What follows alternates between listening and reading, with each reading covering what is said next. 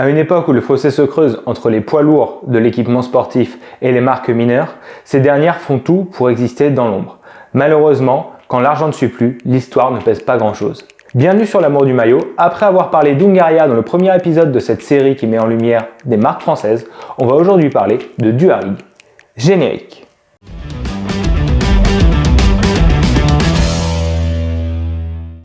Avant de commencer, comme d'habitude, je vous demanderai de vous abonner à la chaîne, de liker la vidéo, de partager, de commenter. Ça aide beaucoup au référencement de mon travail. La marque dont on va parler aujourd'hui a été créée en 1886. Mais c'est qu'en 1952, à la mort de Monsieur Giraud, son fondateur, que le nom Duharig est adopté par les repreneurs. Initialement spécialisée dans la fabrication de ballons en cuir, un peu comme Hungaria, la marque décide de diversifier ses activités dans les années 1960. Dans les années 1970, 80 et 90, le succès de Duharig est tel que la marque arrive à équiper de grands noms du football français, comme Auxerre, ou encore Toulouse, ou Lille, ou même Bastia. Malheureusement, durant les années 90, Duharig connaît de nombreux problèmes financiers, des problèmes qui mènent d'abord à un redressement judiciaire, puis à une liquidation judiciaire prononcée en 1995. Après 6 mois d'inactivité totale, la marque repart de zéro.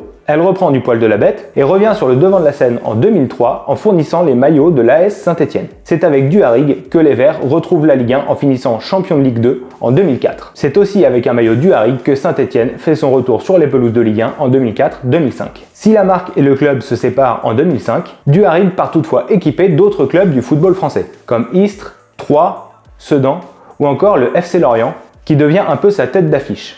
Souvenons-nous qu'à l'époque, les Merlus de Christian Gourcuff incarnent un peu ce qu'une équipe à petit budget peut faire de beau dans le championnat de Ligue 1. C'est une équipe qui joue très bien, malgré ses moyens relativement faibles, et cela convenait très bien à Duharig qui incarnait un peu les mêmes valeurs. Je dis incarner car oui, malheureusement, de nouveaux problèmes financiers font surface, et la marque est contrainte de déposer le bilan définitivement en 2014. Le maillot que vous pouvez voir ici est le maillot du FC Lorient 2010-2011. C'est le dernier réalisé par Duharig pour le club. Il se distingue par son style unique, sa légèreté et aussi le fait que tout soit sublimé. Comme j'ai pu l'expliquer dans la vidéo sur Hungaria, que je vous invite à aller voir, la sublimation est un procédé d'impression directement au cœur du tissu que beaucoup de marques mineures françaises mettent en avant pour attirer de nouvelles équipes. C'est un procédé qui permet de fabriquer des maillots peu onéreux, mais aussi très solides sur le long terme. Comme les maillots ne présentent pas de flocage et que tout est directement intégré au textile, il n'y a aucun risque que les éléments se décollent ou s'estompent au fil des lavages. Et ça, c'est vraiment un plus pour les clubs qui ont peu de moyens et qui ne peuvent pas se ravitailler régulièrement en maillots. C'est aussi un procédé très prisé des petites marques car il permet de fabriquer des maillots entièrement originaux. Faut savoir que c'est un vrai argument de vente pour attirer de petites équipes qui se retrouveront avec un maillot entièrement à leur image, là où des grandes marques leur proposeraient des maillots catalogues qu'on verrait sur des dizaines voire des centaines d'équipes dans le monde.